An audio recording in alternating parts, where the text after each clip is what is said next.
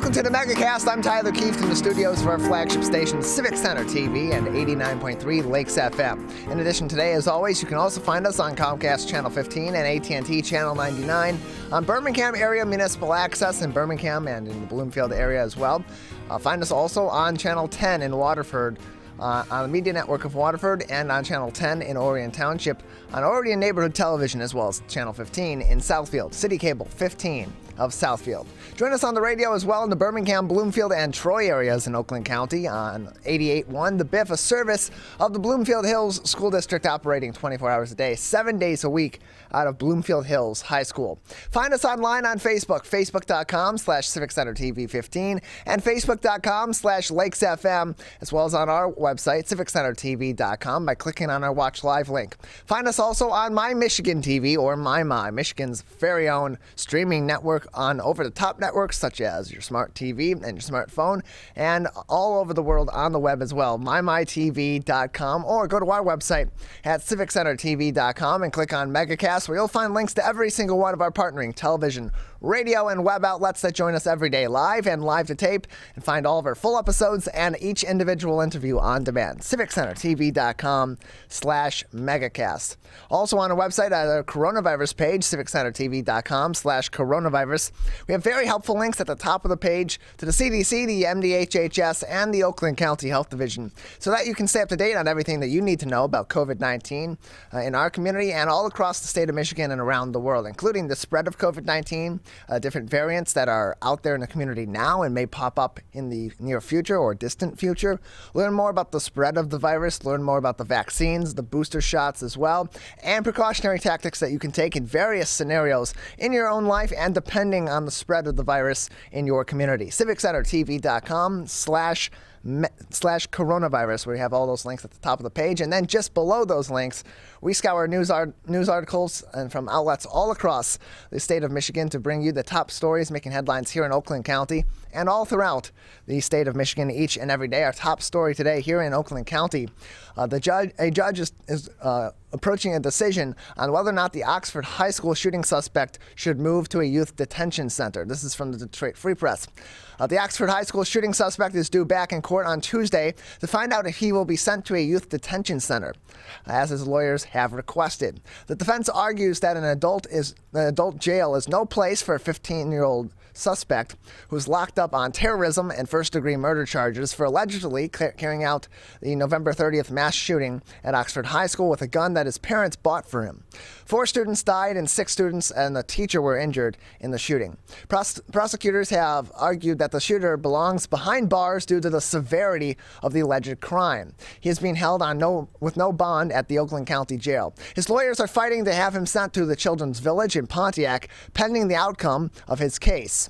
The defense has expressed concerns that the shooter can hear the adult prisoners in nearby calls, which is a violation of federal statute that says juveniles held in adult jails or prisons cannot be within sight or sound of adult inmates. The defense also has argued that the teen's mental and emotional well-being may be harmed in that environment and that a juvenile facility is more fitting, where he can go to school and get more help. Quote, "I understand the severity of what occurred. I think everybody does, including the defendant," said Deborah McKelvey, the guardian at Lidham assigned to the shooter. The court-ordered attorney assigned to the shooter had argued in court. But McKelvey added, quote, "I do have concerns for him and his mental and emotional well-being. The jail is not conducive, not designed for juveniles," and closed quote. The shooter's lawyer, Paulette Lofton, also has argued that the teenager has never been in trouble before the shooting and has no history of assaulting kids. Quote, "There are other juveniles housed at Children's Village charged with murder. This would not be the first time," Lofton has argued. The prosecution is adamantly opposed to moving him out of the jail, surprise, surprise, saying the alleged shooter is where he belongs, given what happened. Quote, "This was a mass murder at a school. If it was planned. It was premeditated. He targeted juveniles," said Oakland County Assistant Prosecutor Mark Cost in a previous argument. Those arguments convinced a lower court judge to keep the 15-year-old in jail. The case is now before Oakland County Circuit Court Judge Kwame Rowe, who scheduled a hearing for 2 p.m. on Tuesday of this week to take up the issue. The shooter is charged in the deaths of 4 classmates According to police and prosecutors, the shooter shot up his school using a gun that his parents had bought for him 4 days earlier as a Christmas present. The parents, Jennifer and James Crumbly, also have been charged in the case. They are facing involuntary manslaughter charges for allegedly failing to keep the gun secure and never notifying the school about the gun when they had a chance to.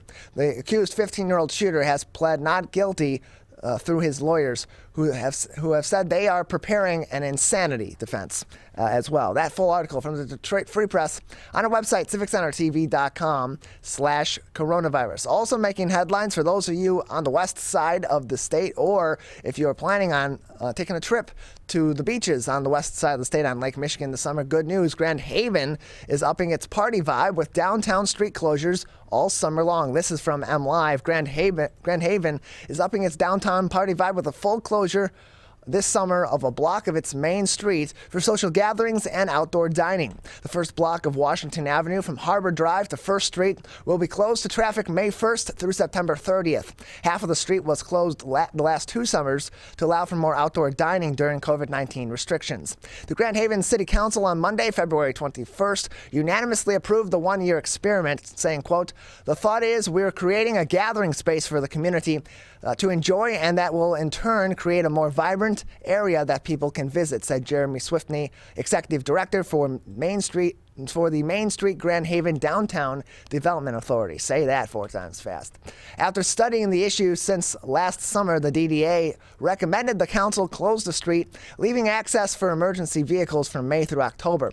The council amended the time frame to the end of September to avoid the appearance of, quote, "a dead zone," unclosed quote, when cold temperatures push people back inside. The area is also part of the Grand Haven's social district, meaning drinks from participating establishments can be taken out to the sidewalks to be consumed. City officials said that they have to check state rules to see if those drinks can be taken onto the closed public street. The block is home to about 9 eating and drinking establishments, including the Kirby House, Outside Ales, Long Road Distillers, Anna's House, and Portobello. Each establishment will be able to delineate its own outdoor area of the public street using planters, ropes, or other items. The concrete barriers that the city made available last year to protect the outdoor areas from the street traffic will not be used this summer. In addition, the DDA will create an area for the public to use with picnic tables and games, Swiftney said. Tim Riley, general manager of the Kirby House, said his establishment plans to offer more outdoor music on the street this summer. Quote, "It's not just about food and beverage there," Riley told the council, saying, "That's a great space for tourists, for locals to gather and meet. This expands the opportunity for others to enjoy that space," end close quote. The block is also home to 2 retail shops, the Calco Cat and Surf Shop, as well as the Harborview Eye Care Optometry. Swiftney said sufficient breaks in the outdoor dining areas should take away concerns about access to retail shops. Kelly Larson, owner of Fortino's retail shop in the next block of Washington, told the council that the street closure will be good for the downtown. Quote, "I love the vibe," she said, continuing on, quote, "I think it's super fun. It's a really great effort to maintain the excellent atmosphere downtown," end closed quote. The social district, allowed under state law, pushed forward during the pandemic, is among, quote, "the interesting opportunities," end closed quote, COVID-19 brought about, said Grand Haven City Council member Ryan Cummins.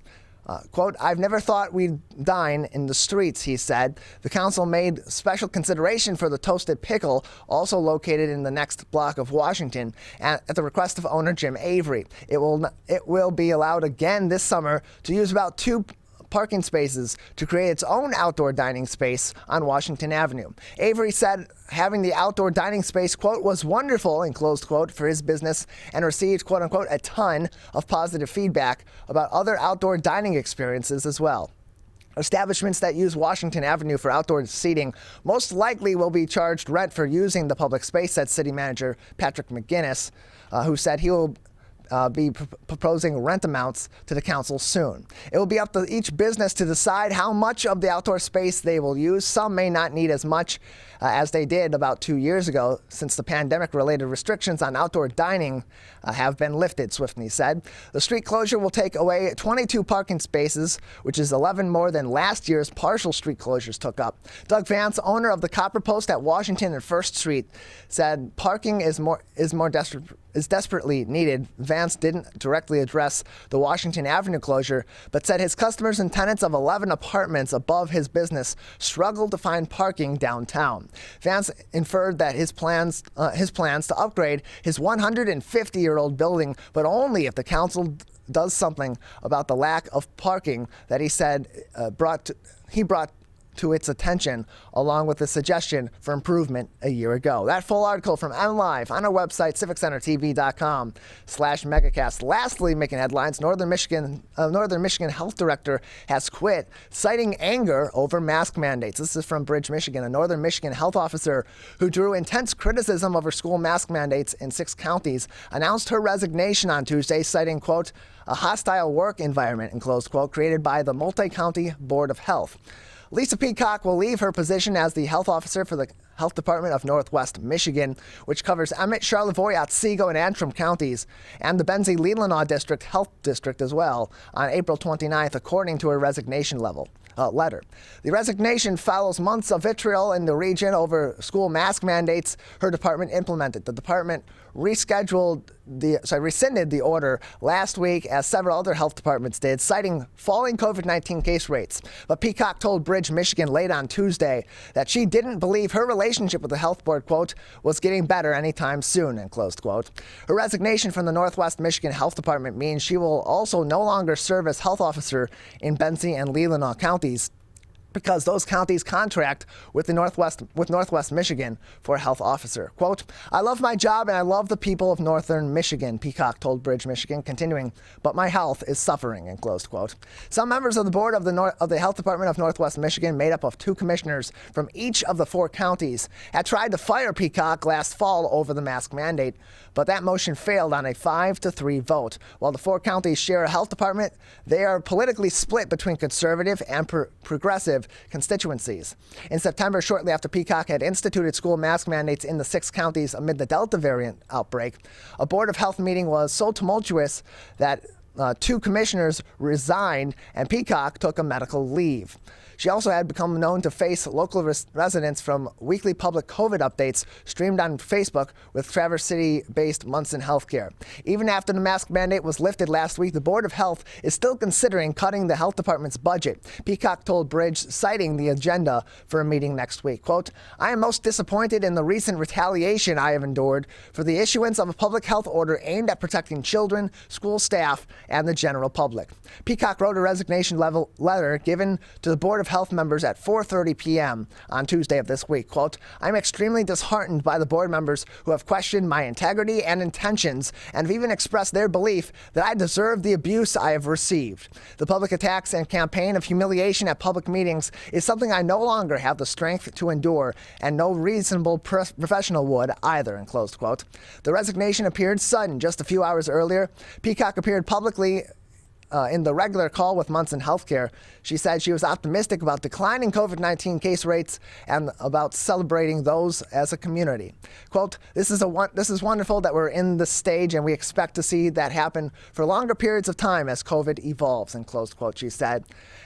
She continued on, quote, as we move through the cycle together, it's important to understand that we know more now. We have more tools in our toolbox, and we're able to kind of enjoy this recovery post-surge, she said.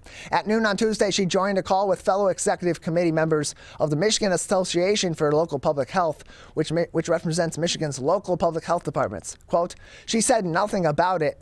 Leaving in this case, said Norm Hess, the group's executive director.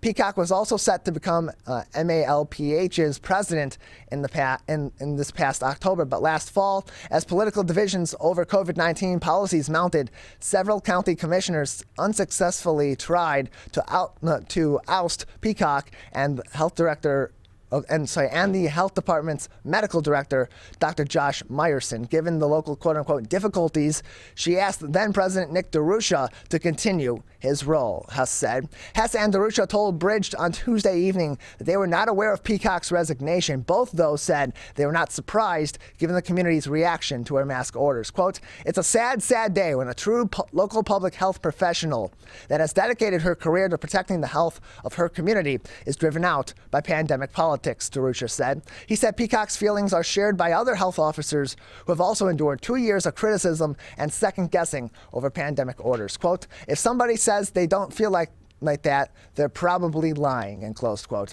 He said. That full article from Bridge, Michigan on our website, civiccentertv.com/coronavirus. We have a great show ahead of you today. Coming up next, I'll talk with Phil Gusmano, the Vice President of Purchasing at Better Made Snack Foods. At the bottom of the hour, we'll be joined by Pamela Good from Beyond Basics and Cynthia Weber-Hesselak, who is from the Wayne and Joan Weber Foundation. In the 11 o'clock hour, Rick Bloom from Bloom Advisors will join us on the show at 11:20. Matt Marini from Puck Hockey will join us, and then we'll cap off the show at 11:40 with Ronnie Dahl talking about her new podcast, the Crimecasters Network. That's all coming up next. You're watching and listening to the Megacast. If you are struggling to afford your internet bills during the pandemic, there's a temporary government program that may be able to help. It's called the Emergency Broadband Benefit, and it provides up to a $50 monthly discount on your broadband bill to qualifying households. Find more information about the program, including if you qualify and how to enroll, at fcc.gov/broadbandbenefit or call toll-free at 833-511-0311. A public service announcement from 89.3 Lakes FM. You see certain things get reincarnated in your children. My daughter is very much inspired by my wife's artistic pursuits. So my daughter started making necklaces. She makes what we call affirmation fashion. I tell her every day that your black is beautiful. Your black is beautiful. Your black is beautiful. And if there's anything better than being beautiful, it's being smart. And if there's anything better than being smart, it's being kind. And reaffirming that every day is our method of making sure her chin never drops. My dad wasn't around, and I remember riding a bike and falling off and cutting myself, and me never just wanting to get back on it. People ask, how your children learn how to ride a bike, and you didn't. I didn't teach them. I just created an environment where they taught themselves, and all I had to do was be there.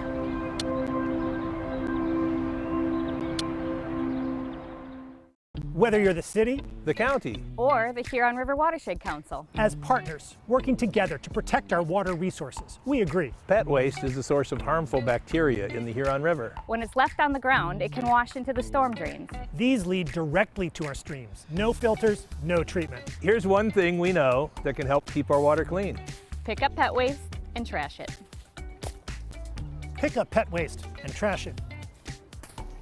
So pick up pet waste and trash it.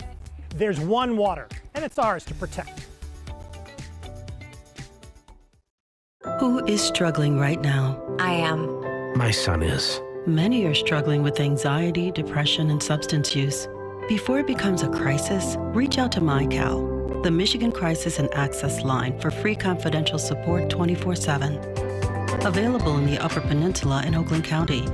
Just call or text 1-844-44-MyCal or chat online at michigan.gov/MyCal. A message from the Michigan Department of Health and Human Services. Motorcyclists are hard to see. To keep everyone safer, it's important to always look for them and know where most crashes occur. 84% of motorcycle and vehicle crashes happen on streets, not highways. And most crashes with motorcyclists occur when vehicle drivers are turning left. So before turning, especially to the left, make sure you look for motorcyclists. Then look again. It could save a life.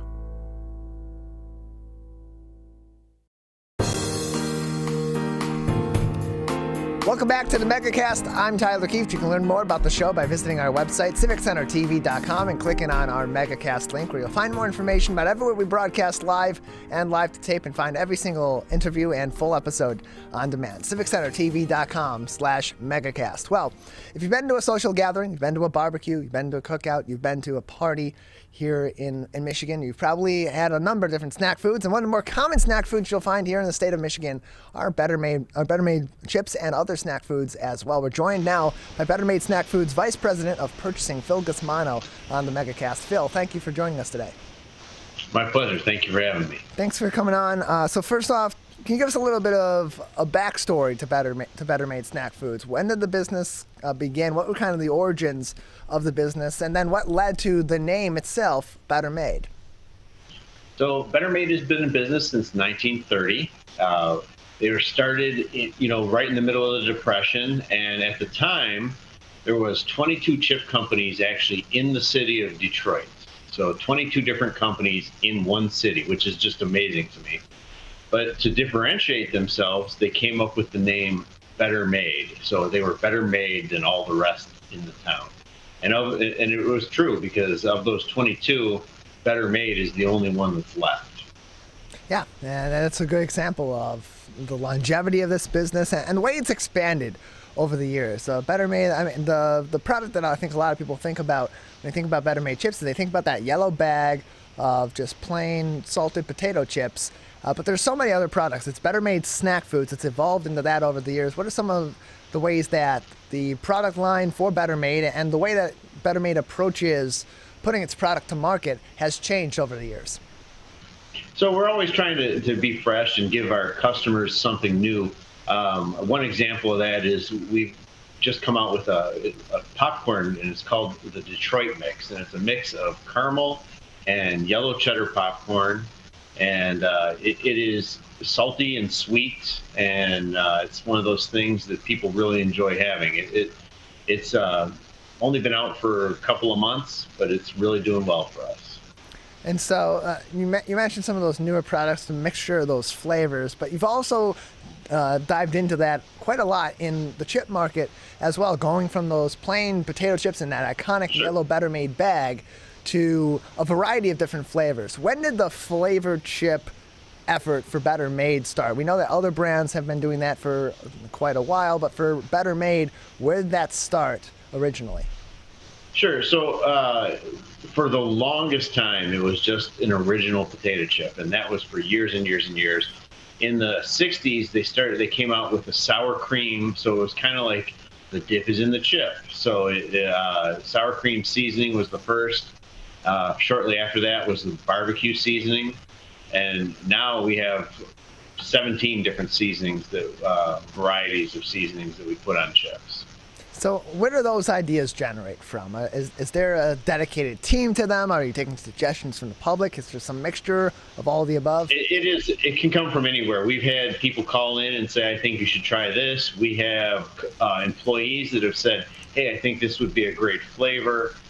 We have some of the suppliers that supply us with our seasoning say, hey, this is out on the horizon. We see this as being a hot new flavor, or something that you might want to try out. And so we're willing to look at what people have to offer, and if we throw it at the wall and it sticks, it's great for us. We're joined by Phil Gusmano, the Vice President of Purchasing at Better Made Snack Foods, joining us on the Megacast. And so going in and diving into those flavors, those different flavors that are being produced for chips in your company and for other products as well. A lot of those products, you got to kind of tinker with them, got to kind of trial and error with them in order to get that flavoring right. Just how much effort goes into perfecting each of these different flavors of chips before they go anywhere near market? So we have a whole quality team that's responsible for research and development. We'll come up with a base flavor, we'll apply it to our chips, and then we go through a whole set of processes to validate, do people like them or not? And really, what it comes down to is a lot of taste testing. We do some internally, we do some externally. But for probably everyone that sticks, we probably have 5 or 6 that don't work. And so it is always interesting to see people's reactions to different flavors. We're joined by Phil Gusmano, the Vice President of Purchasing at Better Made Snack Foods, joining us on the Megacast. And so it's a great tradition with Better Made of Michigan-based products. And of course, Better Made products here in Michigan are wildly popular. It's the reason it's been able to sustain itself as a business for so long in the chip market and in other snack markets as well. But how far outside of Michigan has this traditional brand then expanded, and just how popular is it even beyond the borders of the Great Lakes state? So it's pretty interesting to see. We have a lot of people that used to live in Michigan that have moved all over the country and all over the world. And at one time, they used to really have a tough time getting their Better Made. But now, with the internet and Amazon and different ordering opportunities, they can get Better Made anywhere in the country at any given time. And it is really interesting to watch how our internet sales have really gone from a fledgling industry to really taking off. And, we've actually had to have people dedicated to packing internet orders for outgoing orders. Much like other snack products that we see on the market, there's often kind of this special push to put this new, peculiar, different flavor, or new peculiar, different snack itself on the market temporarily, or just to test it out, or even to put it out there with a special release and then have it be part of your permanent arsenal of products. Can you tell us a little bit about your Rainbow Old-Fashioned Dark Potato Chips? Our producer, Larry Nyland, brought that up to me, and I thought it was really interesting. What's the story behind that? When was it first created? So the Rainbow potato chip that we sell is actually a potato that has a higher sugar content. And so when you fry them, the sugar caramelizes, much like when if you saute onions at your house or mushrooms, it turns a little bit brown, and it has a unique taste. It has almost a sweet taste to it. And when we originally started, that was actually considered a defect. And so we would go out and when we were manufacturing and pick them out of the production and set them aside. Well, people started requesting them. So we were able to put the pickouts that we did, we actually put in a box and packaged them up, and we sold them at the end of the day through our store. Demand kept growing for these, and we couldn't supply it. We actually worked with the potato industry and developed a variety of potato that actually gives us that opportunity to run that in a live run, and we were able to actually satisfy the needs of our customers. And so what goes into the name of that chip? Because it's Rainbow Old-Fashioned Dark Potato Chips. You mentioned what that classification is for that particular chip. It's a higher sugar content, but why rainbow? What significance does that have in the naming? So back they actually started doing this in the 50s, and really what they were trying to show is that it had a color to it. And so at the time, the rainbow you have colors in the rainbow, and it just helped to show that it was different from the original potato chips that we sold. We're joined by Phil Gusmano, the Vice President of Purchasing at Better Made Snack Foods, joining us on the Megacast. Phil, any new special products that are also either being in planning right now that may be on the market soon and people should be looking out for, or have been recently released that are garnering some interest here in Michigan and beyond? So we talked a little bit about the Detroit mixed popcorn. It's a caramel cheddar mix. That is the newest one, but we also have a barbecue cheddar popcorn. And that's our barbecue seasoning that we have from our chips, and we've kind of mixed it together with our cheddar popcorn. And if you like popcorn or if you like barbecue chips, you can try this. It's a fantastic flavor. It's one of my favorites. As far as chips go, we don't have anything really new on the horizon with everything going on with the pandemic and the supply chain issues. We're kind of sticking to our basics and really just making sure our customers get what they want and when they want it. So, Phil, you mentioned earlier when we were talking about the variety of different flavors in your chips and your other products that often you do get suggestions from those in the public, for people that are Better Made fans of different flavor combinations or flavors in general they would like to see in your products. If people want to make those suggestions, what's the best way they can go about providing those suggestions to Better Made snack foods? So if you go to our website, bettermade.com, there's an opportunity for feedback, and we take any kind of questions. You can submit your thoughts right there, and we'll get back to you on it.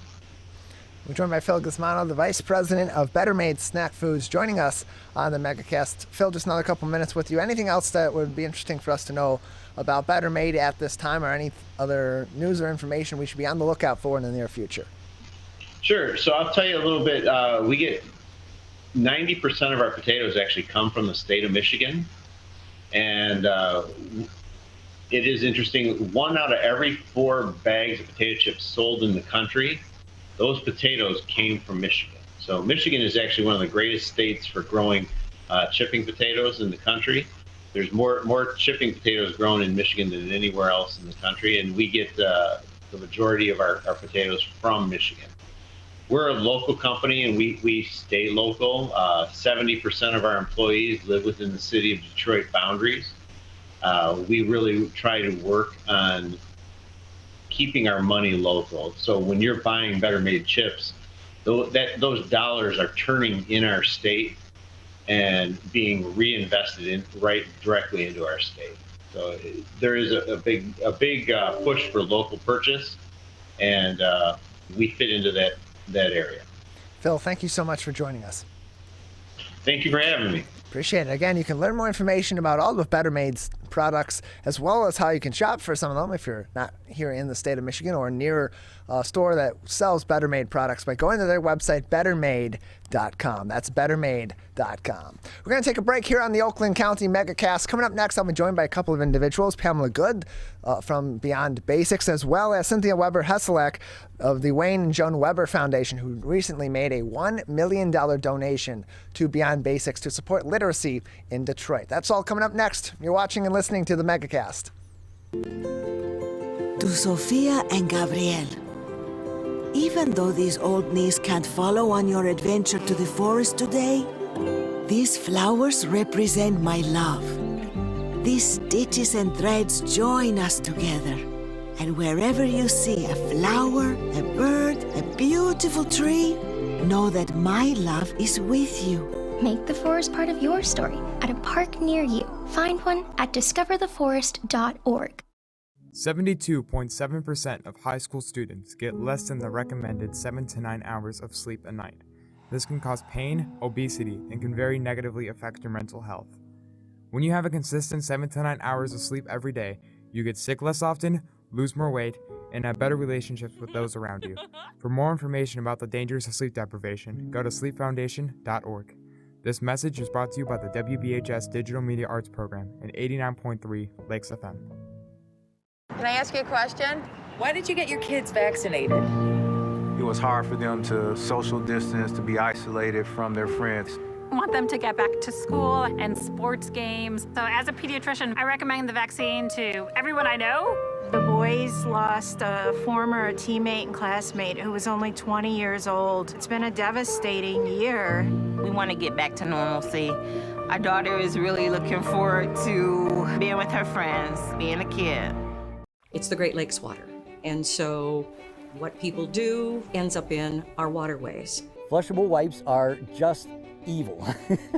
They should be thrown away. They're impossible to destroy, and they can cause significant problems. One of the main things when you're cooking is to not dump fats, oils, and greases down your drains. They stick to the sides of pipes, they stick to everything they come in contact with. Don't put it down the sink. There's one water, and it's ours to protect. It's the Great Lakes water. And so what people do ends up in our waterways. Flushable wipes are just evil. They should be thrown away. They're impossible to destroy, and they can cause significant problems. One of the main things when you're cooking is to not dump fats, oils, and greases down your drains. They stick to the sides of pipes, they stick to everything they come in contact with. Don't put it down the sink. There's one water, and it's ours to protect.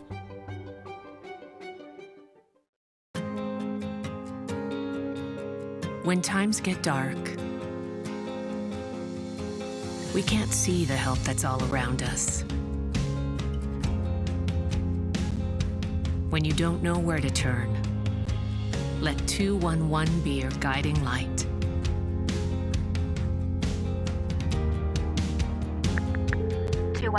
How can I help you? Our guides are ready to connect you with the help you need.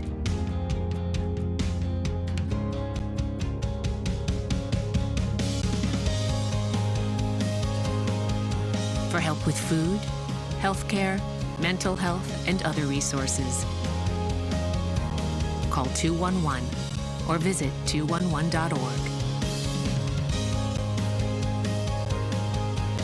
211. Get connected, get help. we may come from different organizations. But we work together to protect the Huron River for everyone. Neighborhood storm drains carry water directly to local creeks and streams. No filters, no treatment. Storm drains also help reduce street flooding when it rains. So clearing storm drains and the areas nearby of trash and leaves helps keep them for rain only. It is easy to do your part by adopting a storm drain. Find a storm drain, check it, and clear it every month. So keep storm drains for rain only. There's one water, and it's ours to protect. If you are struggling to afford your internet bills during the pandemic, there's a temporary government program that may be able to help. It's called the Emergency Broadband Benefit, and it provides up to a $50 monthly discount on your broadband bill to qualifying households. Find more information about the program, including if you qualify and how to enroll, at fcc.gov/broadbandbenefit or call toll-free at 833-511-0311. A public service announcement from 89.3 Lakes FM.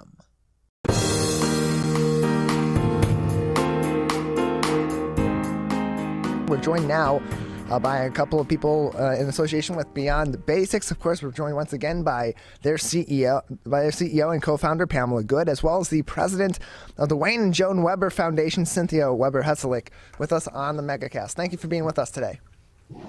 You're welcome. Thank you. Appreciate having both of you on. So recently, it was announced actually yesterday that Beyond Basics received a $1 million gift from the Wayne and Joan Weber Foundation that will make a big impact, and of course literacy, which is a big topic that is covered and an issue that is covered by Beyond Basics. So let's start with you, Cynthia. You're the niece of Wayne and Joan Weber. Can you talk about these two individuals, talk about the organization, and then ultimately the decision to provide this $1 million gift to Beyond Basics? Well, sure. My aunt and uncle started their foundation back in 2005, and primary focus is education, health initiatives, and feeding and housing for the less fortunate. Way back, 2006 or so, my uncle had the occasion to meet Pam. And at those very early stages of Beyond Basics, she explained the situation that she had encountered when she went into a school in Detroit just to deliver coats and be a helpful volunteer. And she discovered there was a lot more that was needed than just outerwear. And my uncle thought it sounded great and started to support Pam. Fast forward all these years, we've continued to support her. And one of our strongest initiatives, it's easily in the top 5 of the programs that we donate to, knowing that our dollars are being very well spent. And so Pamela, of course, the co-founder and CEO of Beyond Basics, which received a $1 million gift from the foundation. Just how crucial at this moment in time is that $1 million gift to your organization, and what ways immediately and in the near future can that large sum of money be used to really help bolster the programs that you have in place to help provide additional literacy education for children in the Detroit area? Well, it's absolutely essential in enabling us to, it's a bridge to reaching more and more children. So we were at a point in our growth, partially because literacy or illiteracy is being more and more talked about, but also because of the COVID issues and the learning loss with children. It's on the radar of people, and we have access to more children, and we needed more tutors, and we needed to train them. We needed to, get them working so that they would be ready in larger numbers at the beginning of the school year. And so their donation at this particular time is enabling us to reach more kids. And it also enables us to grow this organization so that we can continue every year to reach more and more children. And since it's an epidemic and there are thousands and thousands of them, it really is the bridge to future success for Beyond Basics. And we're so appreciative. And so on that note, you mentioned that these funds can be used in large share to help continue to pay these tutors and to go toward the training that they undergo. Can you give us a little bit of insight, Pamela, on the training that is undergone by your tutors and the expense that brings in because of the amount of training and the extent of that training that has to go toward these tutors. Absolutely. You know, one of the reasons that we're successful is that we do have a curriculum. It's precise. We do manage the day-to-day interactions with students, so there's a lot of data around that. But we essentially look for people who want to help children, and we train them. They go through 2-3 weeks of training to learn the various curriculums, and then they need to practice that, over and over again so that they become seasoned and can work with a child and be very successful. Our tutors are not volunteers. They are paid tutors. They become staff. They work 30 to 40 hours a week in most cases. And, our curriculum requires an hour a day, 5 days a week. And so our tutors are working with children an hour a day, 5 days a week. In many cases, they're working with 5 or 6 kids a day. And so there's lots of costs around managing an organization that employs tutors. But it is essential to give kids what they need so they can learn to read. We're joined by Pamela Good, the CEO and the co-founder of Beyond Basics, joining us on the Megacast. In addition, we're also joined by Cynthia Weber-Hesselich, the president of the Wayne and Joan Weber Foundation, joining us on the Megacast. The Wayne and Joan Weber Foundation having announced with Beyond Basics yesterday a $1 million gift to Beyond Basics to provide continued literacy education services to kids all throughout the Detroit area. And Cynthia, your Uncle Wayne had a mantra throughout his life that was do good. What was the origin of that mantra, and how did he then live up to that, as well as the organization now beyond his time with his time doing that in the community, then live up to that mantra every day? Well, I recently learned about his mantra, do good. Unfortunately, my uncle passed last August, and at his memorial service, my son made mention of the fact that when he would hang up the phone with my uncle's final words were often, do good. And I think that was something that he said to the younger folks in our family, letting them know that they're blessed, and as they grow older and get more established, that it's important for them to do good in this world. I didn't know that, and so we've all kind of run with it, so to speak, because well, first of all, my grandparents, my uncle's mother and father, embodied the motto, do good. They had very little resources, the entire family did, and they gave everything they had when they had nothing left to give. And we grew up that way. And my aunt and uncle were very fortunate. My uncle was very successful in his road building business, and he began to give back approximately over 20 years ago. And his intention is for his legacy will be for all of his resources to eventually be donated. That's going to be what we're working on over the next 10 years after he's now passed. But we were talking yesterday about the concept of do good, and that sounds like immediately go out and do something good for someone. And of course, that could be opening the door, have a kind word for someone. It could be so simple, you just have no idea of how simple doing something nice or good can change a person's day. But we were also talking about the fact that it's important for you to do good for yourself. And in the case of Beyond Basics and literacy, it's important for the children to understand that they need to identify, possibly, not the younger children, of course, but at an older age, what is it that they need to succeed? What is lacking in their life, and how can they go about filling that gap that they may have? There's one young man within Beyond Basics that the story is several years old now, but he actually walked into the office and said, I can't read, and wanted to be tutored. Pam, correct me if I'm wrong, it's that Elijah's story. And he took matters into his own hands so that he did not leave the high school with such a deficit. And that would be true for anybody at any age in their life. Identify what your weakness is, find a way to correct it, get the help you need, and then proceed to go forth and do good, not only for yourself, but for others. And that, to me, Beyond Basics isn't just, the nucleus, of course, is helping people to read, eradicating illiteracy.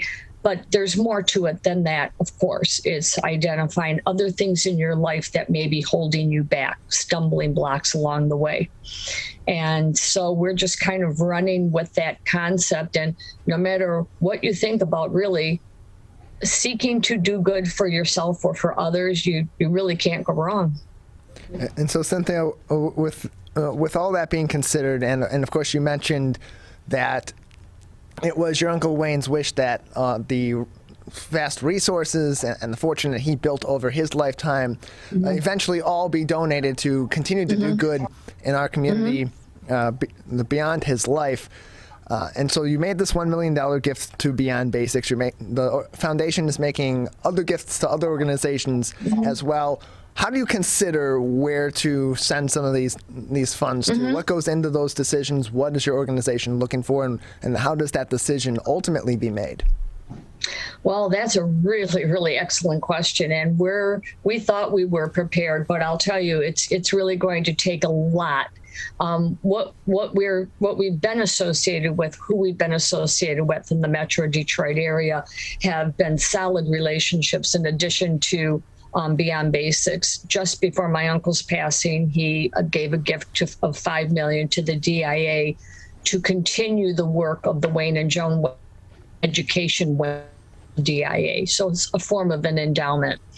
My uncle and my aunt have also given gifts to many local hospitals, and there will be technology upgrades that are required to support the work that they've done so far. As life goes on, things are going to change dramatically and upgrades are going to need to be made. We are aligned heavily with Gleaners. We're looking forward to some conversation with them very soon. We are involved with local charter schools in Detroit. My aunt and uncle retrofitted a Detroit school building, University S Academy, back in 2010. A lot of work to do there. Oh gosh, the list goes on. We are heavily aligned with Salvation Army. We've recently had meetings with Shriners, and we're looking forward to a meeting with St. Jude Hospital. Those aren't local, of course, but they impact every child actually around the world. Education-wise is a huge initiative for us, and we just have to make sure that we are good stewards of his money, and that's our goal. And so, Pamela, let's go back to you. We have a few more minutes with you. I do want to also ask. Of course, foundations and their donations and individuals' donations are critical to the further operations of Beyond Basics and other organizations like it in our community and in other communities all around the country and around the world.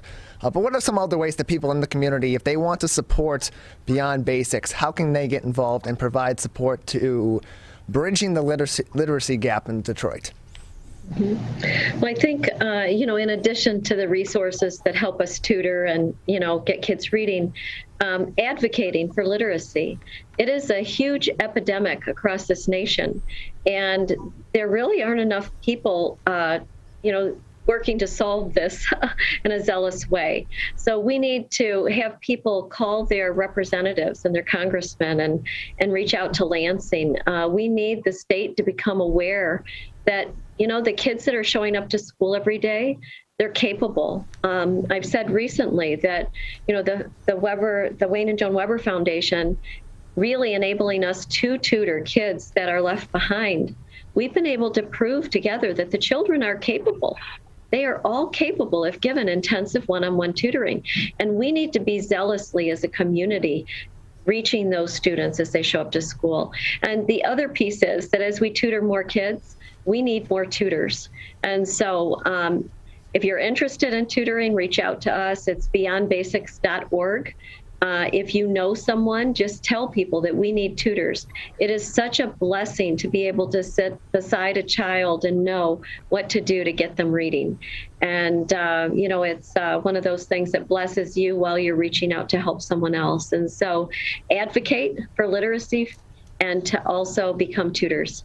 And so, Pamela, just following that up, we know how important those educational interventions like Beyond Basics and other programs in the Detroit area and other communities as well were so important during the pandemic to prevent the effects of some of that slide that we saw in many different areas in education for our kids because of virtual learning, because of the switch between virtual and in person, all the chaos that came from this ongoing crisis. How much of an impact or how much of an importance are these interventionary tactics and programs going to continue to be as we slowly emerge out of the pandemic and get back to whatever normal is going to be going forward, because those effects are still going to be there for a long time? Well, it's huge. And the reason is we've had more kids fall into the gap. We've made a demarcation point that it seems like the interventions that are rolled out in the schools really serve kids that are less than a grade level behind. But the kids who are more than a grade level behind do not get assessed and do not get the literacy intervention that they need through our educational model. And what we've had over this COVID period is that we have more kids now who have slipped into the more than a grade level behind. And so, our hope is that because of this, there's more attention focused on those kids who have recently slid behind, that we will embrace all of the kids that are behind and that we won't leave anyone behind anymore. And so you're absolutely right. It's critical. And I will say that during this time when most kids have fallen behind a whole school year, our students on average improved 2 grade levels. So our kids, the ones that we tutored, are not included in that group. And if you consider the fact they didn't fall behind, we have 3 grade levels of difference between the other students going to school during COVID. So we need to raise the funds for this. We need to get the tutors trained, and we need to partner with schools and get kids reading as quickly as we can. Pamela, Cynthia, thank you both very much for joining us today. Yeah, thank you so much, Tyler. Appreciate it. We as Michiganders feel connected to this resource in a way that I think is really powerful. Conservation starts with a caring, committed community. For me, it's peaceful to have a relationship with the river. Every single one of us has a role to make sure that those waterways stay safe and healthy, being careful about what goes down the storm drain. Just even eliminating some of your single-use plastic makes a difference. There's one water, and it's ours to protect.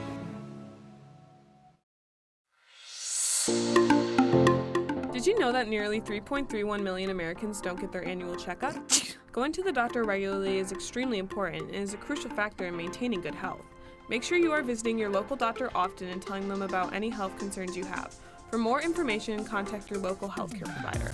This message is brought to you by WBHS Digital Media Arts Program and 89.3 Lakes FM.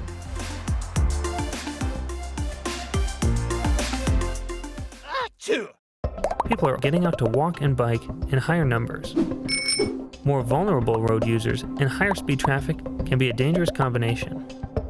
Crash severity has increased, so if you're driving, be sure to slow down and look for people.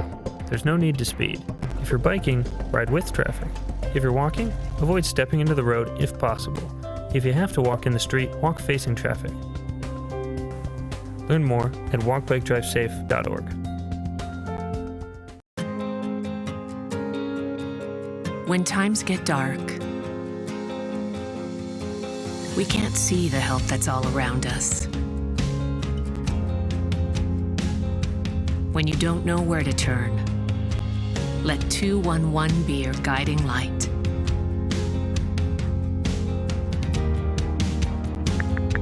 "211, how can I help you?" Our guides are ready to connect you with the help you need.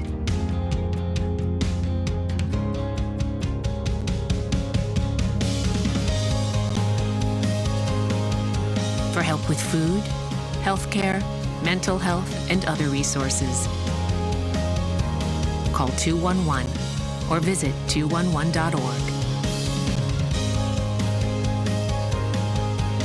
211. Get connected, get help.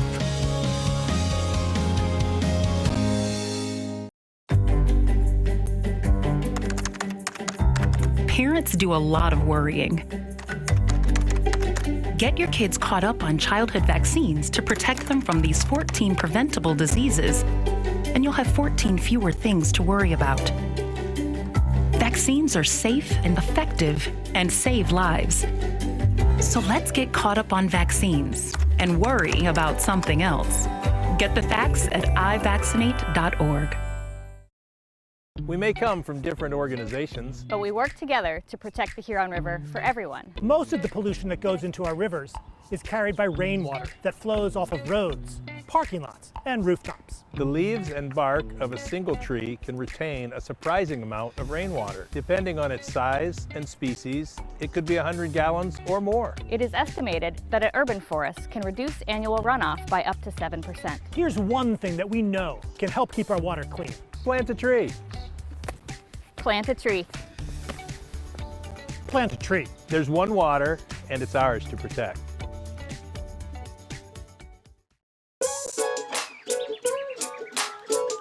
One of the things you can look for in your friends is a change in behavior. These can be big changes, they can be small changes in mood, physical appearance. They may be sleeping less or sleeping more, drinking more, or their eating patterns may be different. One big change that can be pretty obvious is change in motivation. Do they no longer want to play basketball? Do they no longer want to play video games? Now that we're spending more time online and in virtual settings, it's really important to pay attention to the language that your friend is using and the words they're using to communicate. So when we text our friends, are they taking longer amounts of time to respond? Are they not responding at all? You don't have to be an expert to try to recognize these signs. The second that you feel it in your gut and that you're concerned, that's the second to have the conversation and open the door to what might be going on. Whatever gets you talking. Today, it is easier than ever to join Michigan's Organ Donor Registry and help build a bridge of hope for organ, tissue, and eye donation. Just one person can potentially save or help improve the lives of up to 75 people. By joining, your legacy could be the gift of life. Sign up today at michigan.gov/SOS or at any of the more than 145 Secretary of State self-service stations located across Michigan. Be part of Michigan's Bridge of Hope by adding your name to the Organ Donor Registry. Welcome to the Michigan Megacast. I'm Tyler Keefe. You're listening to the program on your radio homes for the show, 89.3 WBLD Orchard Lake and 88.1 WBFH Bloomfield Hills.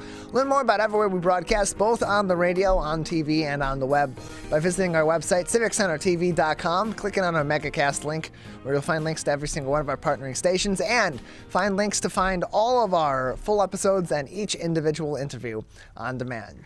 Our next guest is a financial advisor from Bloom Advisors, and you'll also find his Money Matters column for Hometown Life newspapers online at hometownlife.com. Rick Bloom is back with us once again on the Megacast. Rick, thank you for being with us today.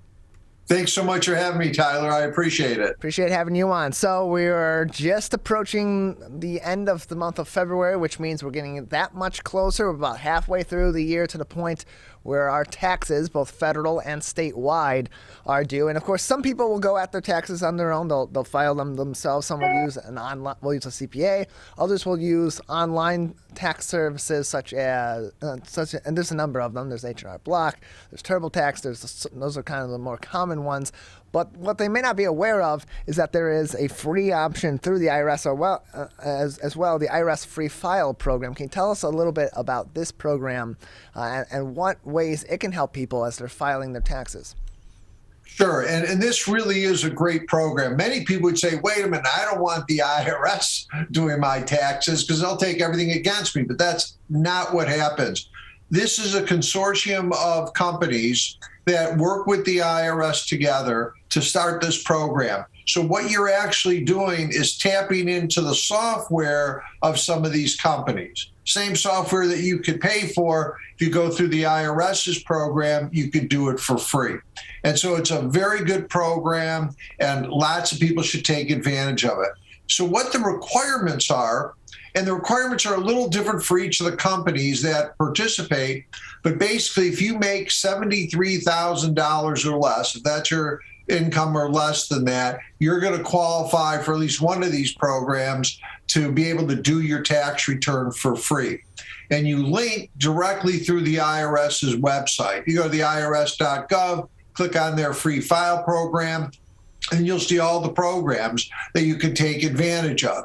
And the nice thing is some of the programs will also allow you to do your state return for free. So it's a great way. And the great majority of people in this country qualify for this program. They just don't know about it. And so if you're computer literate, you understand things on the computer, and you have relatively straightforward tax situations, W-2s, maybe some 1099s, definitely you should look at this program. It'll save you money, because nothing worse than having to do your taxes and then pay someone $400 or $500 to do it. Here you can do it for free, and you get just as good a result as if you paid someone. And so, Rick, as people are approaching either filing their taxes or getting their documents together, there's a lot more to consider this year than there has been in previous years because of so many different tax credits that were provided because of the pandemic, certainly because of federal stimulus checks. What are some of those considerations that people need to be very aware of and be on top of as they're preparing their documents for filing taxes and as they actually go to file with the IRS and with the state? Well, particularly this year, for those people who received a child tax credit, and they started paying those in July, and they're actually for your return, they were prepaying your credit to you. Well, you got a letter, and I believe it was Form 6419. And it is so important that you keep that form and for tax purposes, because that's going to spell out how much of a credit you've already received and how much of a credit you're entitled to. So to me, that's one of the most important things. But I would tell everyone, if you get a tax document, whether it's a K-1, a 1099, you need to save those documents for tax purposes. It's better to save more than to save less. And everyone's going to, that has, let's say, a bank account's going to get a 1099. If you want to reduce your audit risk, make sure you file accurate tax returns. And that means don't forget one of those 1099s, because they will catch you and it will lead to additional scrutiny.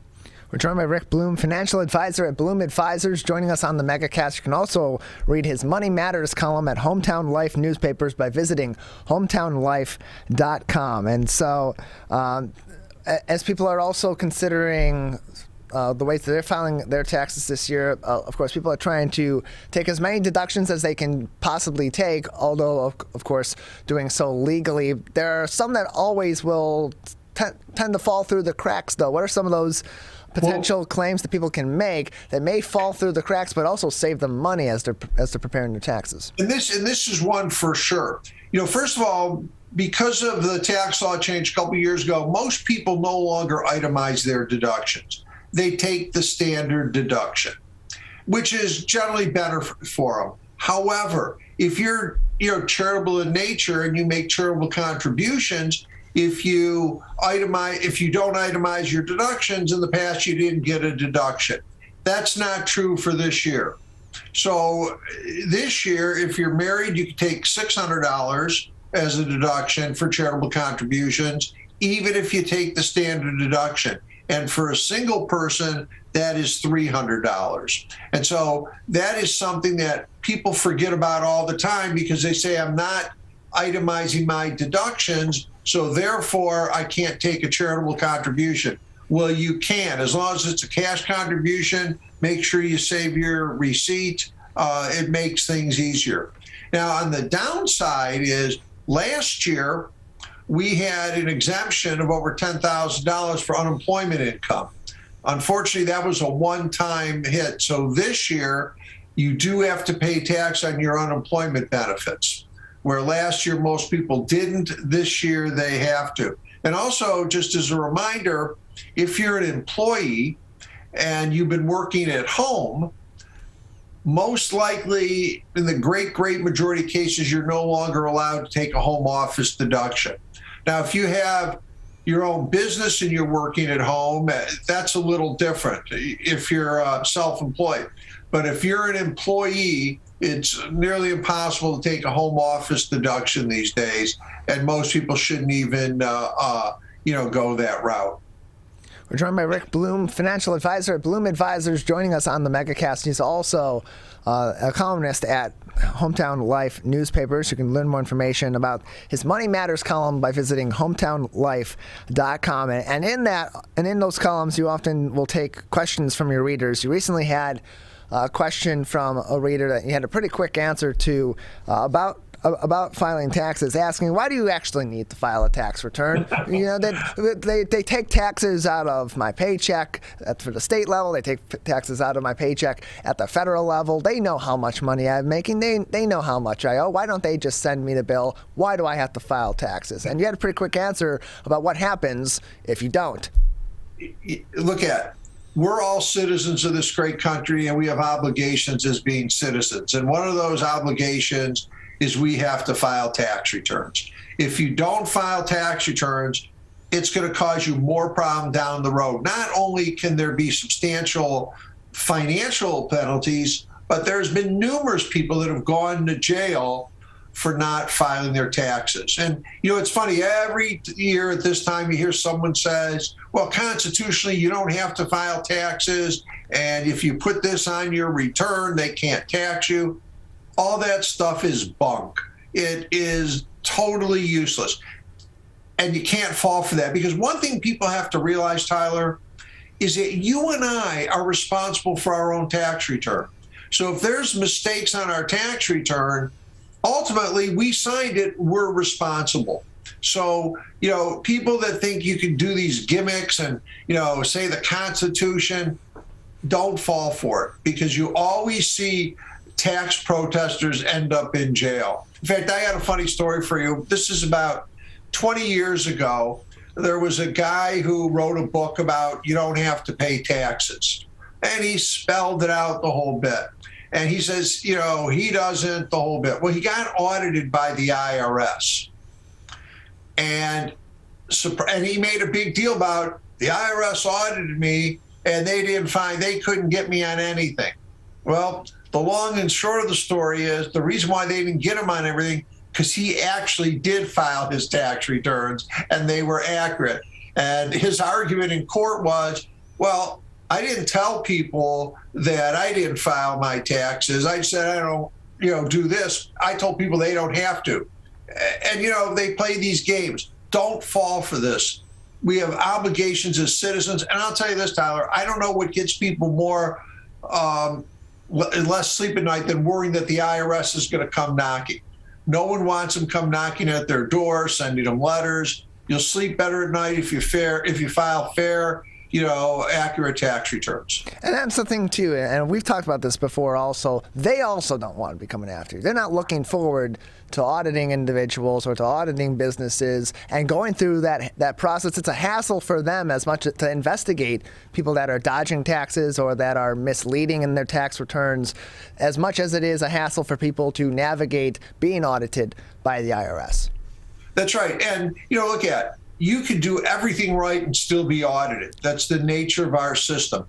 But you're going to increase your audit risk if you take phony deductions, if you don't report income, and those type of audits can be a lot different than other audits. And so it just makes sense to file your tax returns, do it accurately. And let me also add, a lot of people, because of life in general, they find they can't get their tax return done on time. Well, that's not a problem, because we have what are known as extensions, and you can get an automatic 120-day extension to file your return. And you fill out Form 4868, you send it in, it's automatic. However, and this is what confuses people, it's an extension of time to file your return, not to pay your taxes. So your taxes are still due. So for those people that are going to do an extension, you may have to guesstimate your tax liability and make an estimated payment. But filing extensions are not a problem, and they don't increase your audit risk. So if you're not going to be able to do your return on time, file an extension, but guesstimate your tax liability so you don't get hit with any penalties down the road. We're joined by Rick Bloom, a financial advisor with Bloom Advisors, joining us on the Megacast, also the author of Money Matters column at Hometown Life newspapers. More information, hometownlife.com, to read his articles about taxes and other topics as well. Another subject you wrote about recently is prenuptial agreements. Who should be getting a prenuptial agreement, and what goes into a quality prenup? Well, I think that people that get married later in life need to look at prenuptial agreements. Business owners need to look at prenuptial agreements. And also people that have accumulated assets, need to look at prenuptial agreements. And it used to be in the old days, it was always for second marriages, but that's not true anymore. It's also for first marriages. And people say to me all the time, well, Rick, we're getting married because of love. Why do we need this? Well, you need it because the reality of life, people get married out of love and then they fall out of love. And what a prenuptial agreement does is try to make the whole divorce process much easier, less legal fees involved, the whole bit. Now, one of the mistakes people make, Tyler, is they wait to do a prenuptial agreement till the day before the wedding. And then the one party, gives it to the other. And those aren't enforceable. Typically, each party should have their own attorney, and they should do it at least a couple months before the wedding so everyone has time to read the document, make changes, make adjustments. But they can make the divorce process much easier. And particularly if you're a small business owner, you don't want your business tied up in legal proceedings the whole bit. A prenuptial agreement can prevent that. So I am big fans. Now, if someone was getting married, they're 21, and they're just starting out, no. But when you see people, and we see it a lot of days, people getting married in their 40s and 50s, they're business owners, they have children from other marriages, they really need to consider a prenup agreement.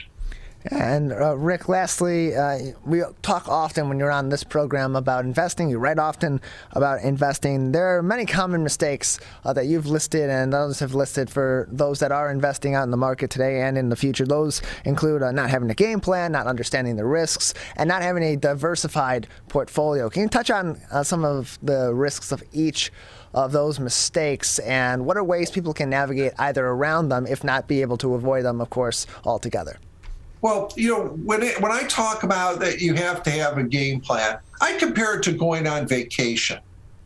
When I go on a vacation, I don't pack first and then decide where I'm going.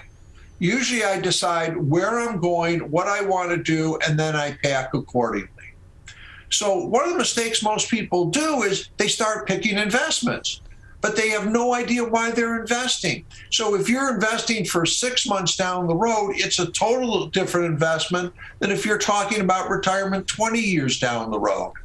And so I tell people, more important than focusing on your investments is to focus on your game plan. Because if you don't know why you're investing, you're going to make mistakes. So I always think it's the first step, goals and objectives. Know why you're investing.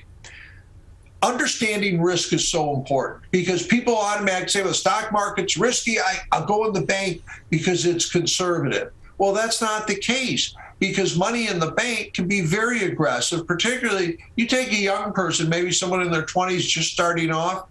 If they invest their money in the bank and get their whopping 1% return, they're not keeping up with the increased cost of living. It won't make a big difference over any 1 year, but if you go 10, 20, 30 years down the road, that money is evaporated in value and your costs have risen. So understanding the different types of risk. Stock market has risk, markets go up and down, and we've seen it go down recently. However, people also have to look at purchasing power risk. Purchasing power risk is really an inflation risk. We all know that 10 years ago, things were cheaper than they are today. If your money doesn't keep up with the increased cost of living, you're falling behind. So investors, when they get excited about investing, the market's doing well, they want to invest in what's hot. That's not the way, that's gambling. What you do is you set your goals and objectives, and you really look at risk. And one of the things that when you diversify your portfolio, you're having different risks in the portfolio. So not all your risk is the stock market risk. So you diversify. And within the stock market, large companies, small company, international companies spread risk out. And especially in today's world, investors have to be concerned with risk.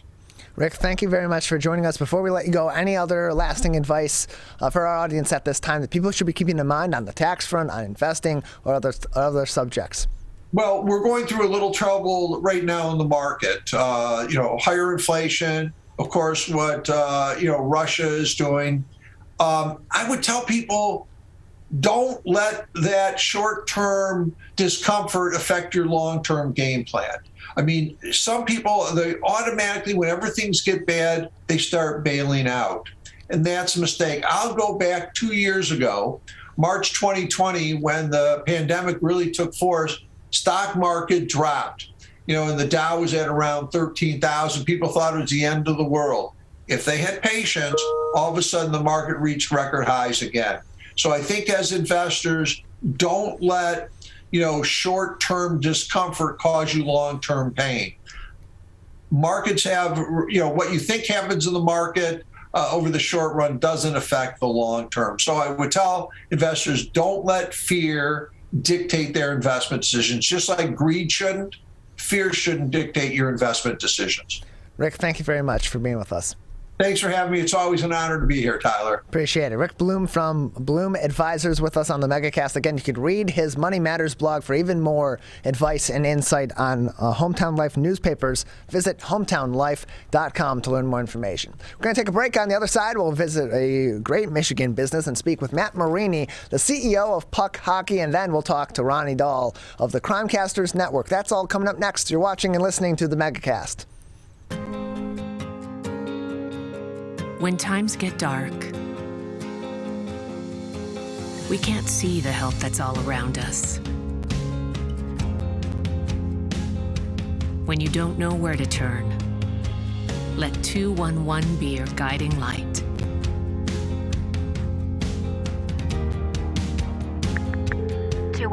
How can I help you? Our guides are ready to connect you with the help you need.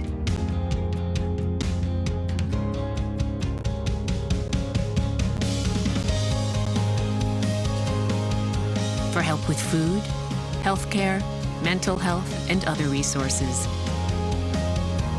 Call 211 or visit 211.org. 211. Get connected, get help. If you are struggling to afford your internet bills during the pandemic, there's a temporary government program that may be able to help. It's called the Emergency Broadband Benefit, and it provides up to a $50 monthly discount on your broadband bill to qualifying households. Find more information about the program, including if you qualify and how to enroll, at fcc.gov/broadbandbenefit or call toll-free at 833-511-0311. A public service announcement from 89.3 Lakes FM. Whether you're the city, the county, or the Huron River Watershed Council, we work together to protect water resources for everyone. Most of the pollution entering our rivers is carried by rainwater that runs off roads, parking lots, and rooftops. A rain garden helps catch stormwater runoff. Rain gardens and their plants help dirty runoff soak into the ground. You can do your part to help keep our water clean. Learn about rain gardens and native plants. So consider a rain garden in your home landscaping. Catch the runoff with a rain garden. There's one water, and it's ours to protect. I couldn't breathe at all. There was lots of talk about putting me on a ventilator. I thought I was gonna die. I was 39 weeks pregnant and had a scheduled C-section. During that time, I got COVID and was hospitalized for a month. I had a blood clot in my lungs. It caused me to go into right-sided heart failure. I was really scared. I kept texting my husband and my mom, telling them how scared I was, and I was worried that he was gonna grow up without a mom. And then I was worried if, when I did get home, that he wouldn't know who I was. being 27 and a mom and a wife and having that all almost taken away from me. It's scary, and if a vaccine can prevent that from happening, why not? Get your vaccine. I don't want this to happen to anybody else. It's live TV, it's live radio, it's live broadcast on the web. It's the Megacast. We'll be back in just a couple minutes. Just want to let you know we have a change of plans. Matt Marini will not be joining us today. Instead, we'll be joined by Dolores Anatrini, the senior designer at Gorman's Home Furnishings. In just a moment, you're watching and listening to the Megacast. A message from the staff of Michigan's Crime Victim Compensation Program. Anyone can be a victim of crime and suffer lasting trauma, physically, emotionally, and financially. But you are not alone. If you're struggling financially due to a crime, we're here for you. Find out if you qualify for crime victim compensation. Call 877-251-7373 or visit michigan.gov/crime-victim. A message from the Michigan Department of Health and Human Services, Division of Victim Services.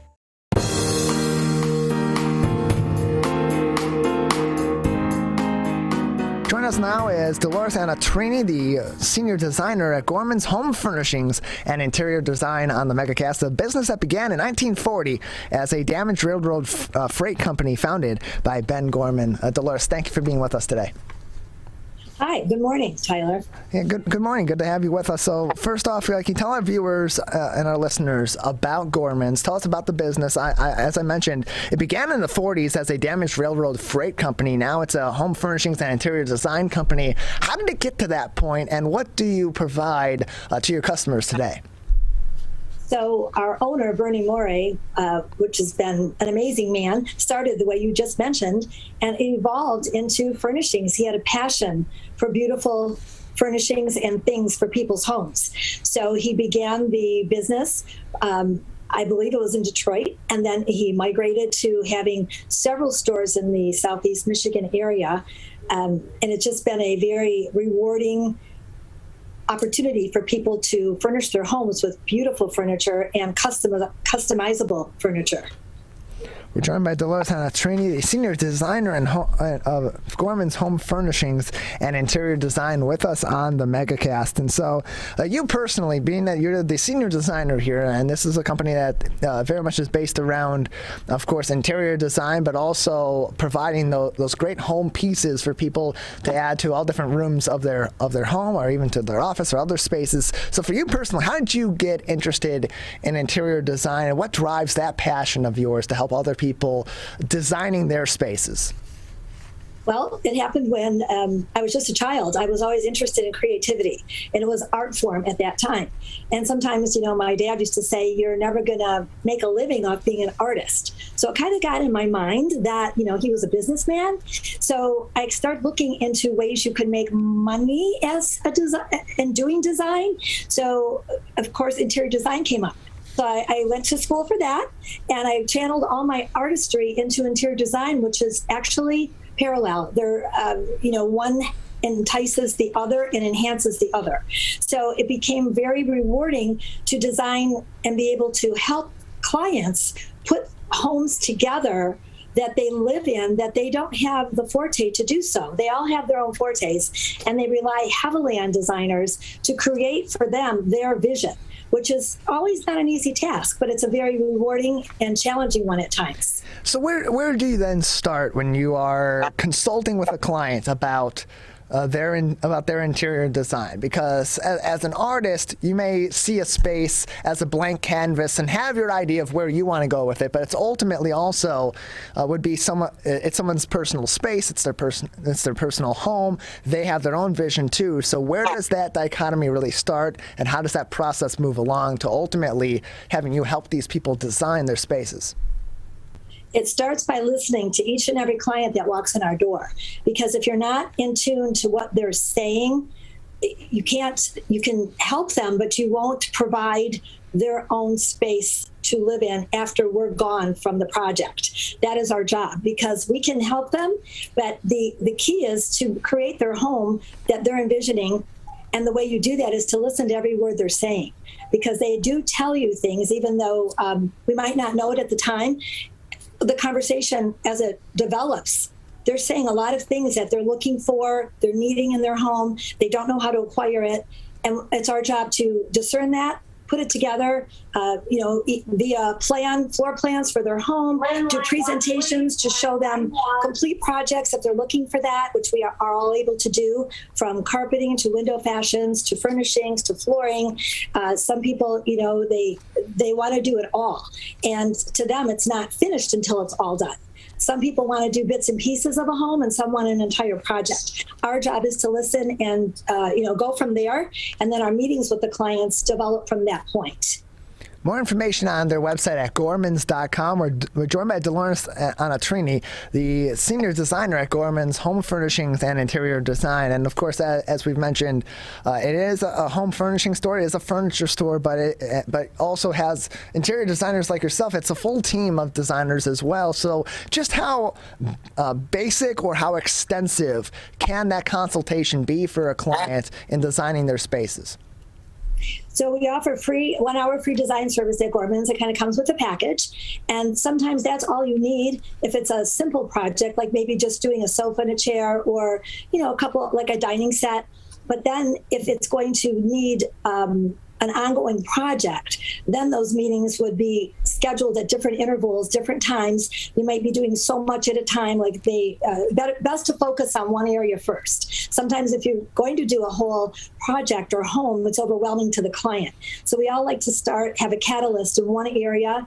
And even within that one room, you're still having one catalyst. You have to start with a piece. From that, the vision can develop. And if you go too fast, you might be making mistakes for, ourselves and the client as well. We need to go slower and develop it. So, Dolores, what seems to be more important or more effective of a focus, maybe a better way to put it, when you are designing, for example, maybe someone's refurnishing their entire home or they're furnishing their space for the first time? Is it better to go based off of theme or based off of fit in the space for that room when you're considering the design of the furniture, the color of the furniture, the way it's aligned in there? What is your suggestion for those that may be considering redesigning some of their spaces or fully refurnishing their homes or their offices in approaching their design? So today, a lot of people have repurposed areas in their home to go along with what you're saying, Tyler, because of working at home more now in the last couple of years. So what used to be maybe a den years ago turned into like a little dining room or a sitting room. Now we're going back to doing dens and offices and different spaces in the home, or taking one room, like, the great room, and multi-purposing that to having maybe a desk area in there, a sofa table behind a sofa or console table that you can purpose as a desk and do dual purposes, entertain, have it as a functionality, and do desk and office work there. So I think today, too, in listening to the client, you're repurposing a lot of rooms of their home. Like I said, projects start from small to large. Sometimes it's one room at a time, sometimes it's the whole project. But overall, the client's vision is what we have to produce, and it's aesthetics as well as functionality. Those are both really important in any design project. We're joined by Dolores Anatrini, senior designer at Gormans Gormans Home Furnishings and Interior Design. More information on their website, gormans.com. That is gormans.com to learn more about some of the products that they have. They're different products and different designs for all different areas of your home or your office or other spaces, as well as information on their interior design consultation with people such as Dolores, their senior interior designer, as well as others. And what's interesting too is Gormans also works with outside designers as well when they're consulting with some of these clients. I would imagine that would be on more large projects, but I'm no expert in this. You're the expert. You're with Gormans. How does that work, and why bring in those outside designers on top of your own designers in-house? We welcome outside designers, and a lot of us that have been designers for years, Tyler, we have already hooked up with outside designers, so to speak, because they bring their clients to us. Some of them do not want to get involved in all the, the deliveries and the ordering and all of the detail work. So they bring them into us, which works great for Gormans. We love having them in. It establishes more variety for us, more people to work with, and then more clients, of course, at the end of the day. And the designers that come into our store, we welcome them. They can work a few different ways. They can solely work alone with their client and use this as, their home to furnish their clients' homes, and they have to sign up to do so, or they work with one of our designers on staff, and then we work on the project together, which is rewarding for everybody because the designer then can attend to other things, and then we're taking care of their client as well in the selections, the order process, setting up deliveries, all of the above. So it makes a great teamwork, and I think it's very beneficial to everybody involved. And we enjoy it. We're joined by Dolores Anatrini, Senior Designer at Gorman's Home Furnishings and Interior Design, joining us on the Megacast. And so we're into February now, still relatively early in the year. Do you find that this earlier portion of the year tends to be where people are more excited, or more excitable at least, about redesigning some of their spaces, maybe refurnishing certain areas of their home? Or is there another time of the year that's a little bit more of a hotly pursued thing? Well, I think sometimes occasions, Tyler, bring people in, whether it be a wedding, a graduation party, maybe certain events they're having at home. They want their homes to be changed or developed more or enhanced, or they want to redo or just add some pieces. So I think that the heavier times are now because a lot of spring and early summer weddings come up, graduation parties come up in June. People start thinking now of what they can do to have a finished product or nearly finished by the time their event occurs. And with a little bit of challenging times right now, it takes a little longer to get product. So I think people are all kind of getting used to that now. And we've seen people, instead of being, I think it's ongoing more to order now because of the length of time it takes, where before it was maybe 4 times a year they would order, looking for those occasion times to be completed. Now they're thinking far in advance, even for new home builds as well, because those are running about 1 year to 2 years now, depending on, the home, the size, and all of the above. So it works great in that combination where we can help someone to do an entire house and hold their product, because in honesty, we're not really holding it as much as we used to because it's taking longer to get here. We're joined by Dolores Anatrini, Senior Designer at Gorman's Home Furnishings and Interior Design, joining us on the Megacast. Of course, more information about Gorman's, all their locations, all their products, all their services, by visiting their website at gormans.com. And so, Dolores, as an artist who takes pride in her work and ultimately in the ultimate results of these designs or the consultations that you have with your clients, what have been some of your favorite projects that you've been working on, or some of your favorite outcomes from working with your clients at Gorman's and in other spaces over the years? What's so wonderful is when you meet someone at the door, you never really know what treasure you're opening, and it's so exciting because some can be just as simple, like I said, as a sofa, and the other person could be very quietly needing a whole house done. So some of my favorite projects have been just that: meeting a client, talking with them for a while, and what started to be 2 chairs turns into a 15,000 square foot house, beautifully done. Every area of the home, from window treatments, flooring, all the pieces, all the manufacturers we can offer, all the customization. To put it all together and have control over a project is probably the greatest reward a designer can have.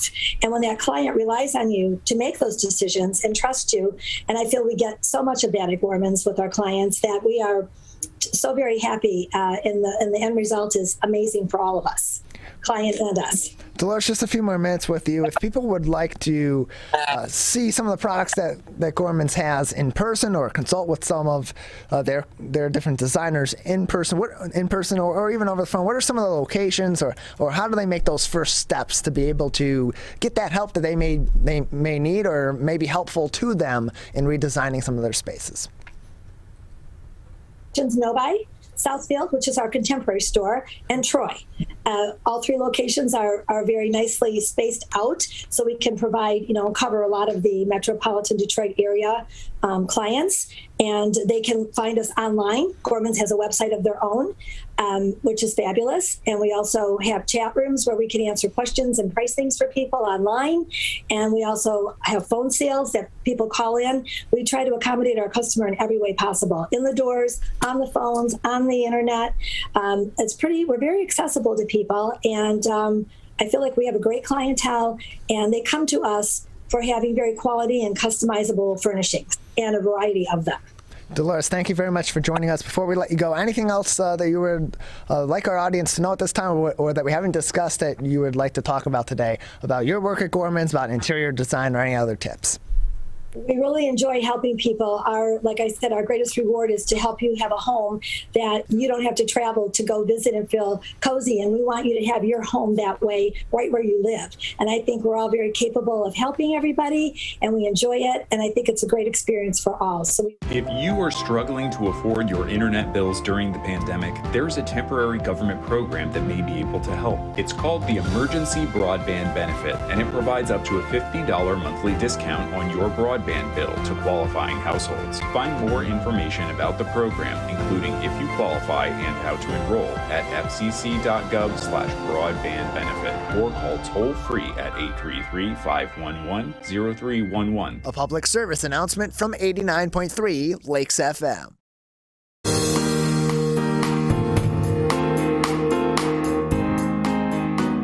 Well, you've seen her on Fox 2, on Channel 7, and right here on the Megacast. Now she is co-hosting the new podcast, Crimecasters, along with Alicia Safias. Ronnie Dahl joins us now on the Megacast. Ronnie, welcome back. Hey, Tyler, how are you? You know, it is crazy because we got to talk with so many people, and you kind of miss that. Yeah, it's really interesting to continue to meet some new people, talk to some familiar faces, see how things are changing, and new things that are coming up in Oakland County and all across the state of Michigan over time. You got some new things coming up already underway with your new podcast, Crimecasters. You can learn more information on crimecastersnetwork.com. Taking a little bit different approach to investigative journalism without the constraints of mainstream media, of mainstream news. Tell us about Crimecasters, and then how that freedom from those constraints helps you better tell these stories. Well, Alicia and I had worked together years ago in Lansing. We don't want to count the years, because then you might be able to figure out how old we are.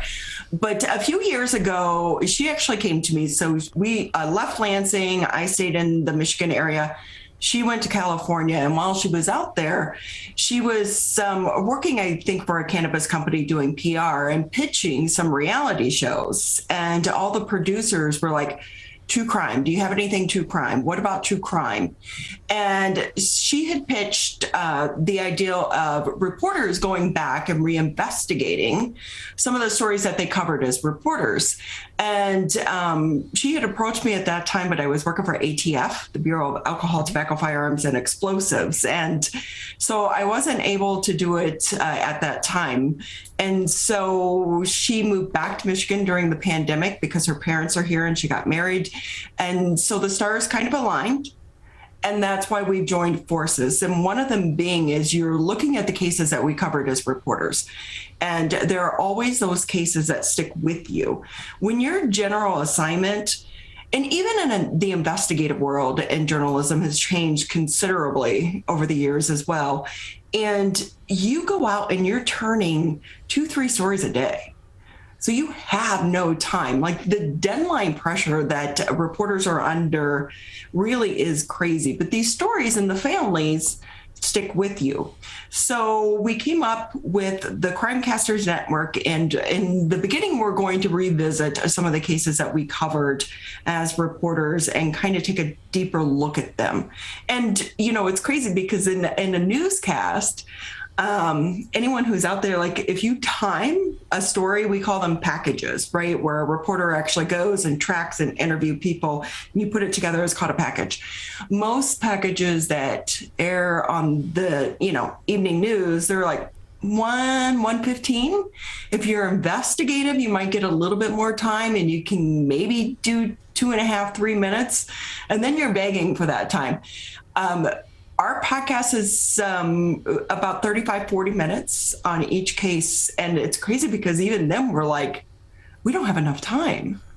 And to think like, how do we put this story in 2.5, 3 minutes? And now 30 minutes isn't enough time. So it really gives you a chance to kind of dig deeper and look at the cases, look at the stories, and reinvestigate, and also re-interview people involved as well. It's a wonderful source. What type of things have you found through doing this? What have you found out in your true crimes adventure? Well, and, sadly, we have so many cases. Like for me, being in Detroit, there are so many. So the two that I started off with, one for me was just the DeAndre Lane case. Bianca Jones is still missing, and she has yet to be legally declared dead. And the Detroit Police Department also considers her case an open case. And yet her father has been convicted of her murder and is serving life in prison without the chance of parole. How has that happened? And I covered the story. I covered it, multiple times as a reporter. In fact, had the first interview with DeAndre after Bianca went missing. And are there questions that don't line up even today in my mind? Yes. But I think the case needs to be relooked at because I don't think there was enough evidence to convict him of life in prison. And when you look at these no body cases, you really start to look into them. He has such a rare situation in that we're looking at the time frame. Most people convicted of no body cases, and that being that no body has been found, there's a lot of them domestic violence or, husband, wife, boyfriend, girlfriend. And we're talking about weeks or days in between. In DeAndre Lane's case, you're looking at a window of 20, 30 minutes that they can't account for.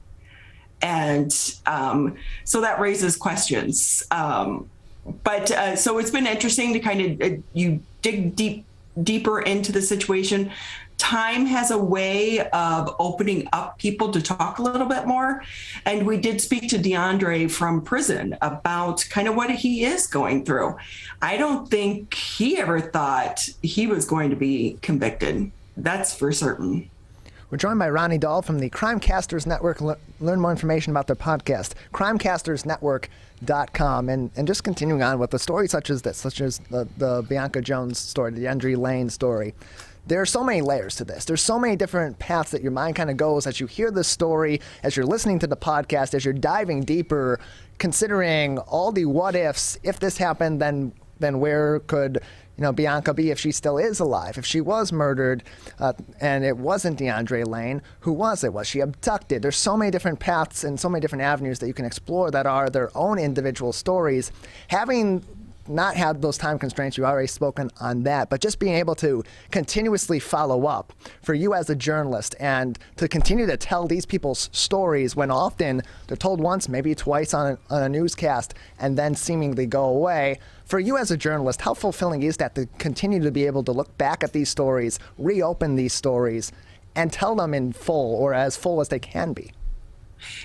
It's satisfying, but on the other side, in certain ways, it's just as frustrating because there are so many answers or so many unanswered questions that you're trying to find out.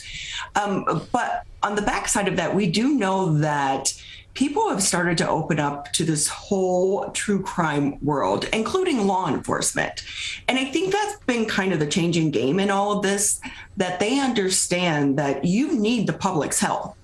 The public has to help you with those answers or get those questions answered. And that's what we need to happen here. And, one of the theories with the Bianca Jones case is that possibly someone connected to the mother's side of the family had her. She was in North Carolina. I can tell you at one point in time when I was a reporter, I tried to go to North Carolina to look into this. So it isn't just so much a Michigan case. This could really be a national case. So maybe it is something where a person in another part of the country knows something about it. And there is such a following in the true crime podcast world that they're helping to solve these cases.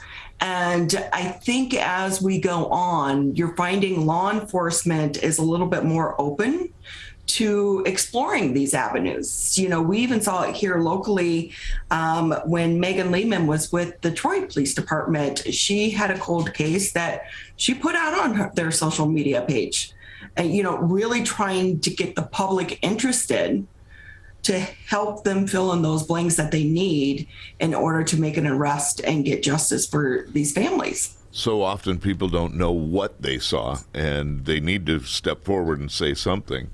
And just to help that little edge, that little bit of edge with DNA now, and oh my God, what that's done to solve so many cases is just unbelievable.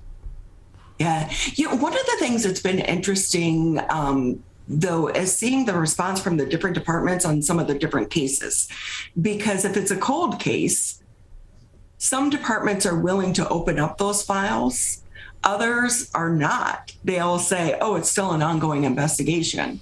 I'm looking into a case of a missing mother in Flint. She's been gone for more than 20 years, but yet they won't release any of the documents or any of the files. But, you know, I've had other cases where they've opened them. Because of our investigation, though, one of the first cases that my co-host Alicia Sabias went after was the Bernita White case out of Lansing. And that was one that, you know, at the time it made big headlines, but has kind of just sat. And what that was is you had a mother walking into the zoo with her 5-year-old daughter when she is struck by a bullet and killed. They believe it was a sniper, one bullet, and she died, while her husband has long been the suspect, and he is, or was, he's retired now, a Michigan State police trooper. And one of the things that we have found, we put in a FOIA request. For those that don't know, a FOIA is Freedom of Information Act, and you can put in a request for the documents. That case sat cold forever. And then after we put in the FOIA request and started really making a lot of phone calls, and this is kind of where that relationship that I had with ATF comes into play, because law enforcement's not always so media friendly. And my time with ATF, I understand it. I really do. And there are some members of the media that I didn't appreciate what they did as well. And so in having these relationships with law enforcement, we were pretty much up against a brick wall. And then because I had a relationship with people in the office there with ATF, then they can vouch for me as a reporter that will kind of do the right thing on these cases. But the good thing is they have reopened the case. The bad thing is our FOIA request that was initially granted ended up being denied because they've reopened it. And so we could see an arrest in that case, you know, hopefully within the next few months. That's great to hear, and it's great to hear that these stories are getting that focus that they deserve, that they don't often get beyond when they are airing or in the initial period after they air on mainstream news. We're joined by Ronnie Dahl from the Crimecasters Network. More information on their podcast, crimecastersnetwork.com. And you mentioned FOIA requests, Freedom of Information Act requests. Often those can be very expensive depending on the extent of what documents you're trying to get. You've talked about this numerous times while hosting the Megacast over here. On your website, there's a link to donate to the Crimecasters Freedom of Information Act Fund. Just how important are those donations to that fund, to being able to open you and open Alicia and your team up to be able to get those critical documents that can help to be those pinpoints in telling these stories? Well, it's so interesting for anyone that that applies to get some of these documents. And just so people know too, the FOIA is not for reporters or attorneys. It's for all of us. I mean, we're regular people. They are our documents. And what they're saying is there is a cost associated to them in producing them and then redacting them. So for example, when we first put in the FOIA for the Bernita White case and it was approved initially, I think the cost was $42,000. And at that time, we were working with ABC, the network, on that case, and they were willing to help us fund that case. But then eventually those documents got denied. So they can get quite costly, but we also know that the answers are typically in the documents, and they can fill in those gaps. And so that's why it really is so important. And, for people to know, like, we're self-funded, like, this is, we're going in, putting in our savings, trying to make this happen until we can get it up and going, because we do believe that there are answers out there. One of the other ones that's close to us here in the West Bloomfield area is the Jaballee murders. They actually happened in New Baltimore, but Steve Kaplan, the West Bloomfield Township Supervisor, was actually the assistant Macomb County prosecutor who worked on that case. He prosecuted it, and I interviewed him for the Jaballee murders, which has been interesting. And then trying to talk to the family members throughout this period and getting, the take from a prosecutor, the detective, but the family members, and then trying to go dig through the courthouse and uncover some of these old documents from a 1985 arrest that we had for Ron Sr., which one of the family members believes is connected to the case. Obviously, the prosecutor and the detective, they do not. Thank you very much to Ronnie for joining us on the Megacast yesterday to talk about her new podcast, Crimecasters, the Crimecasters Network, joining me and joining Jeff Decker from the Media Network of Waterford. That is going to do it for today's edition of the Megacast. You can find all of our interviews from today's show and all of our interviews dating all the way back to March of 2020, as well as our full episodes, by visiting our website, civiccentertv.com. and clicking on our Megacast page, where you'll also get links to all of our partnering stations so you can view their other programming in the 22 hours of the day that they're not with us right here on the Megacast. Highly encourage you also to go to our coronavirus page at civiccentertv.com/coronavirus to keep up to date on everything you need to know about COVID-19 from the Centers for Disease Control and Prevention, the Michigan Department of Health and Human Services, as well as the Oakland County Health Division. That is an alarm going off. I will take care of that at 12 noon. Thank you very much. Big thank you also, while I'm thanking people, to Rick Bloom from Bloom Advisors, as well as Phil Gusmano from Better Made Snack Foods, Pamela Good and Cynthia Weber-Hesselich for joining us in the Oakland County Hour, as well as Dolores Anatrini from Gorman's Home Furnishings for joining us, and of course, Ronnie Dahl for being with us as well to talk about Crimecasters Network. Also find all your top stories each and every day from all across the state of Michigan on our website at civiccentertv.com/coronavirus, so you can stay up to date on everything about the COVID-19 pandemic, which is what created the need for this show originally, and keep up to date on everything that's making news across the state of Michigan today as we continue to review all those things making news, talk about them in more detail with experts all across the state of Michigan, as well as other interesting stories, events, and people making news here in the Great Lakes State. Big thank you as well to our entire crew. Calvin Brown, our technical director, switching here in the studio, running the audio, running the video, keeping us on the air. Big thank you to him. Same thing to Jared Clark, our Zoom producer over at the offices of My over in Troy, Michigan, for getting all of our guests prepared to be on our show each and every day. To Larry Nyland, our producer, the king of television himself, booking all of the guests for this show and many other programs as well here on My. Big thank you to Larry Nyland. And of course, Maddie Mushkin out at Master Control, helping us both on and off the air every single day as we do this program. On My Michigan TV, coming up next, it's Steve Leto Live, followed by Larry and Maddie Live here on the rest of our network. We'll be back tomorrow morning at 10 a.m.